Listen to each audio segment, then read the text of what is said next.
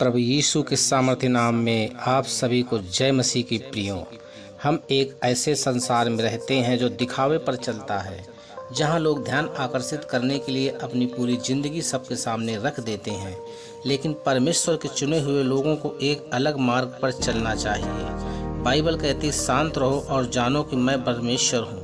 भजन संहिता 46 का 10 कुछ बातें ऐसी होती हैं जो केवल आपके और परमेश्वर के बीच रहनी चाहिए, क्योंकि जब आप बहुत जल्दी बोलते हैं तो आप उन आवाज़ों को आमंत्रित करते हैं जिन्हें परमेश्वर ने कभी आपके दिल की फुसफुसाहट सुनने के लिए नहीं भेजा था, वरन आपके व्यक्तिगत पापों के साथ संघर्ष। कुछ बातें ऐसी होती हैं जो केवल आपके और परमेश्वर के बीच रहनी चाहिए, और उनमें से एक है आपका व्यक्तिगत संघर्ष।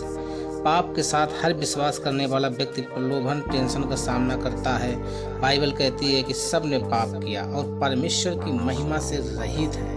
रोमियो 3:23 से कोई भी अछूता नहीं। चाहे आपकी आस्था कितनी भी मजबूत क्यों ना हो, चाहे आप कितने भी वर्षों तक प्रभु के साथ सफर किया हो, शत्रु शैतान जानता है कहाँ प्रहार करना है। वह आपकी कमजोरियों का अध्ययन करता है, सही समय की प्रतीक्षा करता है और फिर आपके कान में झूठ फुसफुसाता है। जब आप गिरते हैं तो शर्मिंदगी आपका पीछा करती है, जिससे आपको ऐसा महसूस होता है कि आप स्वर्ग की ओर अपनी आंखें उठाने के भी योग्य नहीं। लेकिन यहाँ एक बड़ा खतरा है। हर किसी को आपके संघर्षों के बारे में नहीं पता होना चाहिए। आज की दुनिया लोगों को प्रोत्साहित करती है कि वे अपनी जिंदगी की हर छोटी बड़ी बात सबके सामने रख दें, अपनी कमजोरियों को हर किसी के साथ साझा करें। लेकिन सच्चाई यह है, कुछ बातें केवल परमेश्वर के सामने रखी जानी चाहिए। जब आप अपने संघर्षों को गलत लोगों के सामने प्रकट करते हैं तो आप खुद को आलोचना में देखते हैं, यहाँ तक कि धोखे के लिए खुला छोड़ देते हैं। कुछ लोगों को यह दिखावा करेंगे कि वे आपको समझते हैं, लेकिन आपने अपने दिल में आपकी कमजोरियों का फायदा उठाने की योजना बना लेते हैं। हालेलुया। कुछ लोग आपके सामने सहानुभूति दिखाएंगे, लेकिन जब वे आपसे दूर होंगे तो वे आपकी असफलताओं की बातें सबको बताएंगे। याद रखें, यहूदा यीशु के साथ चलता था, उनकी शिक्षाओं को सुनता था और उनके साथ भोजन भी करता था, लेकिन अंत में उसने परमेश्वर के पुत्र को सिर्फ 30 चांदी के सिक्कों के लिए धोखा दे दिया।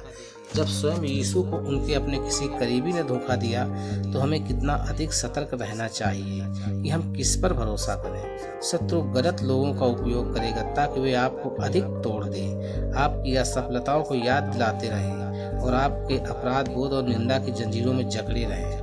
बाइबल में हमें अपने पापों को स्वीकार करने के लिए कहती है, लेकिन सबसे पहले महत्वपूर्ण यह है कि आप परमेश्वर के सामने अपने बोझ को रखें। हालेलुया। केवल वही आपके बोझ को समझ सकता है।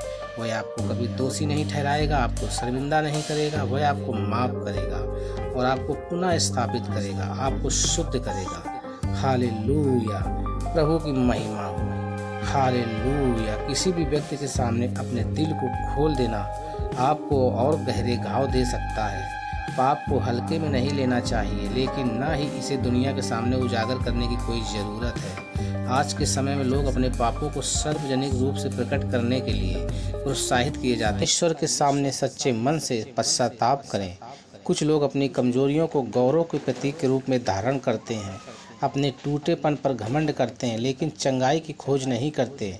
लेकिन पाप का महिमा मंडन ग्लोरीफाई कभी नहीं किया जाना चाहिए। शत्रु शैतान आपको ये विश्वास दिलाना चाहता है कि पाप को सबके सामने उजागर करना ही आपको स्वतंत्र कर देगा, लेकिन सच्ची स्वतंत्रता भीड़ के सामने अपने पापों को स्वीकार करने में नहीं, बल्कि उन्हें मसीह को समर्पित करने में है। दाऊद परमेश्वर के हृदय के अनुसार व्यक्ति दाऊद एक ऐसा व्यक्ति था जिसे परमेश्वर के हृदय के अनुसार कहा गया, लेकिन फिर भी वह पाप में गिर गया। उसने व्यभिचारी एडल्ट्री किया, उसने हत्या की योजना बनाई और एक समय तक उसने अपने अपराधों को छिपाने की कोशिश की। लेकिन जब पवित्र आत्मा ने उसे पश्चाताप करने के लिए प्रेरित किया, उसने लोगों की ओर भागने के बजाय परमेश्वर के चरणों में गिरकर रोना चुना। उसने कहा, मैंने केवल तुझसे ही पाप किया है, तेरी दृष्टि में बुराई की है। भजन संहिता 51:4। दाऊद जानता है केवल परमेश्वर ही उसे शुद्ध कर सकता है, केवल परमेश्वर ही उसे पुनः स्थापित कर सकता है। इसी कारण आप व्यक्तिगत पाप और संघर्ष परमेश्वर के सिंहासन के सामने लाए जाने चाहिए, न कि संसार के सामने। हालेलुया। लेकिन यह सामर्थ्य दुनिया के सामने अपने संघर्षों को उजागर करने में नहीं, बल्कि परमेश्वर के सामने अपने हृदय को नम्र करने में है। पाप का उद्देश्य आपको अलग थलग करना, पाप को अलग आउटस्टेट करना चाहता है, आपको ये विश्वास दिलाना चाहता है कि आप अपने संघर्ष में अकेले हैं।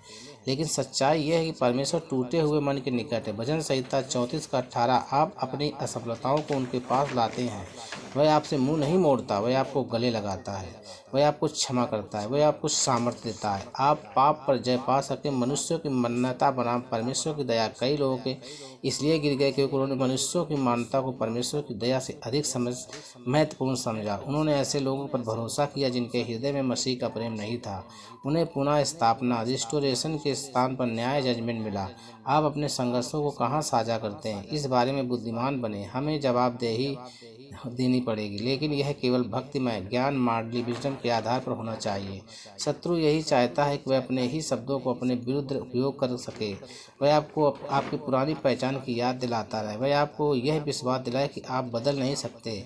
लेकिन जब आप सच्चे मन से प्रभु के सामने पश्चाताप करते हैं तो आपके पाप समुद्र की गहराइयों में डाल दिए जाते हैं। मीका 7 का 19।